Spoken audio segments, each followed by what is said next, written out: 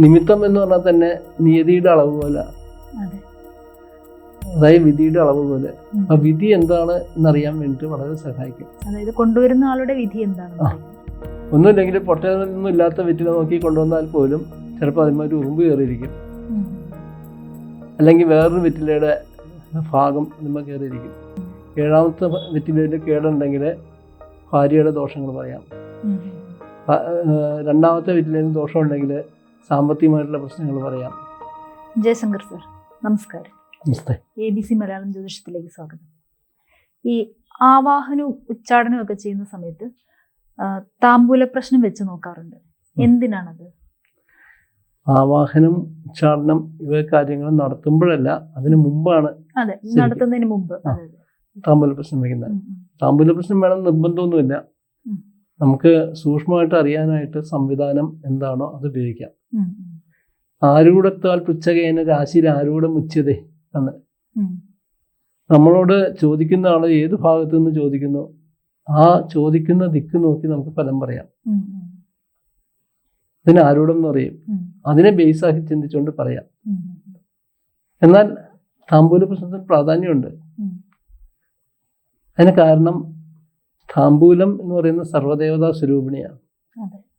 എല്ലാ ദേവതകളും അതിൽ സാന്നിധ്യം ചെയ്തിട്ടുണ്ട്. താമ്പൂലാഗ്രേ നിവസതി രമാ മധ്യതവും ഭാഗതീശ പൃഷ്ഠേ ജ്യേഷ്ഠ അങ്ങനൊരു ശാസ്ത്രമുണ്ട്.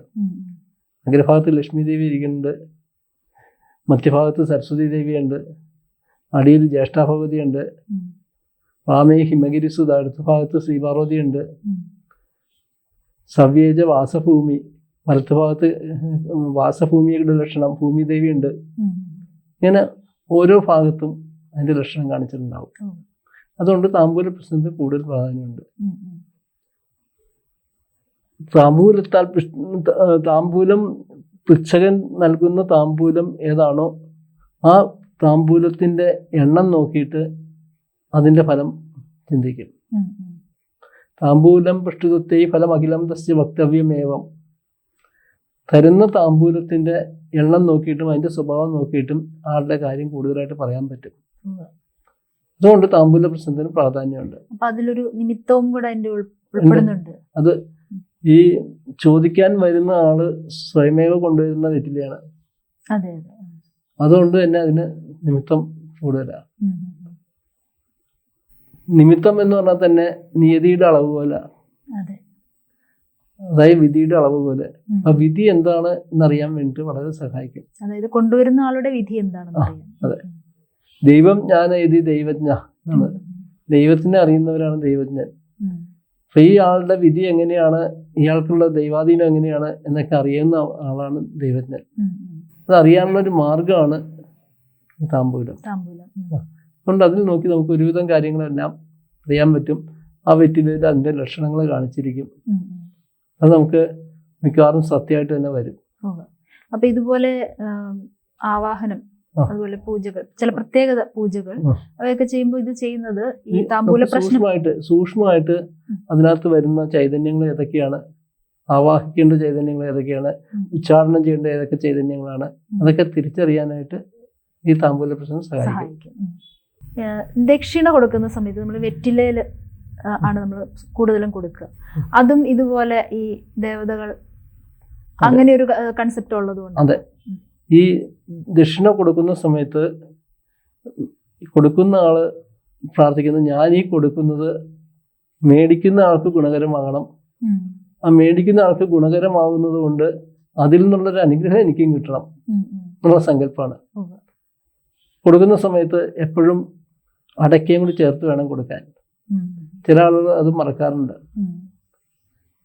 താമ്പൂലം ഫലസംയുക്തം എന്നാണ്, ഒരു ഫലവും കൂടി ചേർത്ത് വെച്ച് വേണം കൊടുക്കാൻ. ഇല്ലാതെ വേറെ ചില ആചാരങ്ങളിൽ, ഇപ്പൊ ചില സമ്പ്രദായത്തില് മരിച്ച വീടുകളിൽ പോകുമ്പോൾ വെറ്റില കൊണ്ടുപോവുക, അടയ്ക്ക കൊണ്ടുപോവുക, പുകല കൊണ്ടുപോവുക, അങ്ങനെയൊക്കെ ഒരു പതിവുണ്ട്. അത് മരിച്ച വീടുകളിൽ പോകുമ്പോഴാണ്. സാധാരണ ഒരു വീട്ടിൽ ചെല്ലുന്ന സമയത്ത് വെറ്റിലയും അടയ്ക്കയും കൂടി ചേർത്ത് വേണം കൊടുക്കാൻ. അതായത് ഗുരുദക്ഷിണയൊക്കെ കൊടുക്കുമ്പോ അങ്ങനെ വേണം കൊടുക്കാൻ. അപ്പൊ എത്ര വെറ്റിലകളാണ് ഒരാൾ കൊണ്ടുവരേണ്ടത് ഇതുപോലെ ഒരു താമ്പൂല പ്രശ്നത്തിന്? ശാസ്ത്രത്തിൽ പറഞ്ഞേക്കണം ഒരു കൈ വെറ്റില എന്ന് പറഞ്ഞിരിക്കുന്നത്. അത് എണ്ണം കൃത്യമായിട്ട് പറഞ്ഞിട്ടില്ല സാരം. അത് തരുന്ന ആളുടെ യുക്തിക്ക് വിടുകയാണ് സാധാരണ പതിവ്. പക്ഷെ 12 വെറ്റിലെങ്കിലും ഉണ്ടെങ്കിൽ 12 രാശികളെ കുറിച്ചും ചിന്തിക്കാൻ പറ്റുള്ളൂ. അതിൽ കുറവാണെങ്കിൽ ചിന്തിക്കില്ല എന്നുള്ളതല്ല, പക്ഷെ ഫലം പൂർണ്ണമാകില്ല. ഫലം പൂർണ്ണമാകാനായിട്ട് വീണ്ടും പ്രശ്നം വയ്ക്കേണ്ടി വരും എന്നർത്ഥം. ഒരു ഉദാഹരണം പറയുകയാണെങ്കിൽ 7 വെറ്റില തന്നെ എന്ന് വിചാരിക്കുക. 7ാം ഭാവം കൊണ്ട് വിവാഹ ജീവിതം ഇതൊക്കെ ആണ് പറയുക. വിവാഹ ജീവിതം വരെയുള്ള കാര്യങ്ങളൊക്കെ പറയാം. പക്ഷെ ആളുടെ തൊഴിലിനെ കുറിച്ച് ഒന്നും പറയാനായിട്ട് ആ വെറ്റില പോരാ എന്നർത്ഥം. പക്ഷെ രാശിയുടെ അടിസ്ഥാനത്തിൽ പറയും, പക്ഷെ വെറ്റിലയിൽ കാണിച്ചു തരാൻ പറ്റില്ല എന്നർത്ഥം. അതുകൊണ്ട് വെറ്റില 12ൽ കൂടുതൽ തരികയാണ് എപ്പോഴും നല്ലത്. അതുപോലെ തന്നെ കൊണ്ടുവരുന്ന വെറ്റിലയുടെ പെർഫെക്ഷൻ, ഇത് പൊട്ടലോ അങ്ങനെയൊക്കെ ഉണ്ടാവരുത് എന്നുണ്ടല്ലോ, അതിലും നമുക്ക് നിമിത്തം ഉണ്ട് കണ്ടുപിടിക്കാൻ പറ്റില്ലേ? പൊട്ടല് ഉണ്ടാകരുതെന്നുള്ളതല്ല, അത് എത്ര സൂക്ഷ്മമായിട്ട് നോക്കി കൊണ്ടുവന്നാലും അതിലെന്തെങ്കിലും അടയാളങ്ങൾ കാണിച്ചിരിക്കും. അത് ദൈവജ്ഞന്റെ കണ്ണിൽ പെടാൻ വേണ്ടി എന്തെങ്കിലും ലക്ഷണങ്ങൾ അതിൽ കാണിച്ചിരിക്കും. ഒന്നുമില്ലെങ്കിൽ പൊട്ടലൊന്നും ഇല്ലാത്ത വെറ്റില നോക്കി കൊണ്ടുവന്നാൽ പോലും ചിലപ്പോൾ അതിന്മേൽ ഉറുമ്പ് കയറിയിരിക്കും, അല്ലെങ്കിൽ വേറൊരു വെറ്റിലയുടെ ഭാഗം അതിന്മേൽ കയറിയിരിക്കും. അതും അല്ലെങ്കിൽ വല്ല നോക്കുന്ന സമയത്ത് വല്ല ഈച്ചയോ കൊതുകോ ഒന്നും അതിന്മേലിരിക്കാം. അങ്ങനെ ആ സമയത്ത് കാണിക്കുന്ന ലക്ഷണമാണ് നോക്കുക. അത് നമ്മൾ എത്ര ശ്രദ്ധിച്ചാലും ആ പോയിന്റ് അവിടെ ഉണ്ട്, തെളിഞ്ഞു വരും. അത് എത്ര സൂക്ഷ്മമായിട്ട് എടുത്താലും. പിന്നെ അതിന്റെ ആകൃതിയിലുള്ള വ്യത്യാസം, കേരളമെന്നുള്ള ഇല്ലാത്ത വെറ്റിലാണെങ്കിൽ പോലും അതിന്റെ ഷേപ്പ് നമുക്ക് ചില കാര്യങ്ങൾ പറഞ്ഞു തരും. അതുപോലെ വെറ്റില ജ്യോതിഷം വേറെന്തൊക്കെ സാധ്യതകളാണ് നമുക്കുള്ളത്? വെറ്റില ജ്യോതിഷം ഏറ്റവും പ്രധാനമാണ്. സർവ്വദേവതകളും സാന്നിധ്യം ചെയ്തിരിക്കുന്ന സാധനമാണത്. അതുകൊണ്ട് ആളുടെ ദൈവാധീനവും ദൈവികമായിട്ടുള്ള എല്ലാവിധ അനുഗ്രഹങ്ങളും ദൈവിക കോപങ്ങളും എല്ലാം അതിലറിയാൻ പറ്റും. അതുകൊണ്ട് ഏറ്റവും സുഖകരമായിട്ടുള്ളൊരു വിഷയമാണത് താമ്പൂല ജ്യോതിഷം. ഞാനതിന് കൂടുതൽ പ്രാധാന്യം കൊടുക്കുന്നുണ്ട്. നിവൃത്തിയുള്ളതും ഞാൻ ആദ്യത്തെ പ്രശ്നം താമ്പൂല പ്രശ്നമാക്കാൻ ശ്രമിക്കാറുണ്ട്. ആദ്യത്തെ പ്രശ്നം താമ്പൂല പ്രശ്നമാണെങ്കിൽ നമുക്ക് കൂടുതൽ ഫലം പറഞ്ഞ്, പക്ഷെ അതിന് കൂടുതൽ സമയം വേണം അതനുസരിച്ച് ചിന്തിക്കാനായിട്ട്. ഓരോ ഭാവത്തിനും ചിന്തിച്ചു വരുമ്പോൾ കൂടുതൽ നേരം എടുക്കും. താമ്പൂലം എന്ന് പറയുന്നത് നമുക്ക് തരുന്ന ആളുടെ ഫലം മാത്രമല്ല, ആളുടെ കുടുംബത്തിലെ അംഗങ്ങളുടെ കാര്യങ്ങളും അയാളുടെ മറ്റ് അനുഭവങ്ങളും എല്ലാം അതിൽ തെളിയും. ഒരു ഉദാഹരണം, ഇപ്പം 7ാം ഭാവം വിവാഹസ്ഥാനം എന്ന് ഞാൻ പറഞ്ഞു. 7ാമത്തെ വെറ്റിലയിൽ കേടുണ്ടെങ്കിൽ ഭാര്യയുടെ ദോഷങ്ങൾ പറയാം. 2ാമത്തെ വെറ്റിലയിൽ ദോഷമുണ്ടെങ്കിൽ സാമ്പത്തികമായിട്ടുള്ള പ്രശ്നങ്ങൾ പറയാം. ഇങ്ങനെ ഓരോ വെറ്റിലയിലും കാണുന്ന ഫലത്തിനനുസരിച്ച് നമുക്ക് അവരുടെ കുടുംബജീവിതത്തിലെ കാര്യങ്ങളും കൂടി ചിന്തിക്കാൻ പറ്റും. ആ ചില ഘട്ടത്തിൽ അവർ പോലും അറിയാത്ത കാര്യങ്ങൾ നമുക്ക് പറയാൻ പറ്റിയെന്ന് വരും. ഇപ്പോൾ ഒരു വെറ്റിലയമ അടിഭാഗത്ത് കേടുണ്ടെങ്കിൽ അവർക്ക് അൾസറിന്റെ രോഗങ്ങളും ഒക്കെ ഉണ്ടെന്ന് പറയാം. അതായത് ഉദരസംബന്ധമായ ഉദരസംബന്ധമായിട്ടുള്ള രോഗങ്ങളൊക്കെ ഉണ്ടെന്നൊക്കെ പറയാം. അങ്ങനെ ഓരോന്നും ചിലപ്പോൾ അവര് തന്നെ തിരിച്ചറിഞ്ഞിട്ടുണ്ടാവില്ല. അതുപോലെ നമുക്കിതിൽ പറയാൻ പറ്റിയെന്ന് വരും. അതുകൊണ്ട് പ്രശ്നം ചിന്തിക്കുന്നതിന് താമ്പൂല പ്രശ്നമാണ് ഞാൻ എപ്പോഴും പ്രിഫർ ചെയ്യുക. അതുപോലെ ഇതുപോലെ വലിയ പൂജകളൊക്കെ ചെയ്യുന്നതിന് മുമ്പും താമ്പൂല പ്രശ്നം നോക്കിയിട്ട് ചെയ്യുന്നത് നല്ലത്. ഏറ്റവും പ്രധാനം അഷ്ടമംഗല പ്രശ്നം വെക്കുക എന്നുള്ളതാണ്.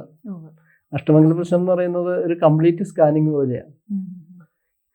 താമ്പൂല പ്രശ്നം എന്ന് പറയുന്നത് ഒരു സാധാ സ്കാനിങ് പോലെ പറയാം. കവടി പ്രശ്നം എന്ന് പറയുന്നത് ഒരു എക്സ്റേ എടുക്കുന്ന പോലെ. അതേപോലുള്ള വ്യത്യാസങ്ങൾ അതിനകത്തുണ്ട്, ചെറിയ ചെറിയ വ്യത്യാസം. നന്ദി സാർ. ജ്യോതിഷമോ വാസ്തുവോ പൂജയോ നിങ്ങൾക്ക് ആവശ്യമുണ്ടോ? താഴെ കാണുന്ന നമ്പറിൽ വാട്സപ്പ് ചെയ്യൂ. നിങ്ങൾ ചെയ്യേണ്ടത് ഇത്രമാത്രം: താഴെ കാണുന്ന നമ്പർ നിങ്ങളുടെ മൊബൈലിൽ സേവ് ചെയ്യൂ. അതിനുശേഷം ഞങ്ങളുടെ നമ്പറിലേക്ക് വാട്സപ്പിലേക്ക് ഹായ് അയയ്ക്കൂ. ജ്യോതിഷ സംബന്ധമായ എല്ലാ ആവശ്യങ്ങൾക്കും ABC മലയാളം നിങ്ങളോടൊപ്പമുണ്ട്. സമ്പൂർണ്ണ ജാതകം, സാധാരണ ജാതകമല്ല, സമ്പൂർണ്ണ ജാതകം. 75 പേജുകളടങ്ങിയ സമ്പൂർണ്ണ ജാതകം 250 രൂപയ്ക്ക് നിങ്ങളുടെ കൈകളിലേക്ക്. അതിനായി നിങ്ങൾ ചെയ്യേണ്ടത് ഇത്രമാത്രം: താഴെ കാണുന്ന നമ്പറിൽ ബന്ധപ്പെടുക. ജ്യോതിഷവുമായി ബന്ധപ്പെട്ട എല്ലാ വിശേഷങ്ങളും നിങ്ങളിലേക്കെത്താൻ ABC ജ്യോതിഷം സബ്സ്ക്രൈബ് ചെയ്യുക.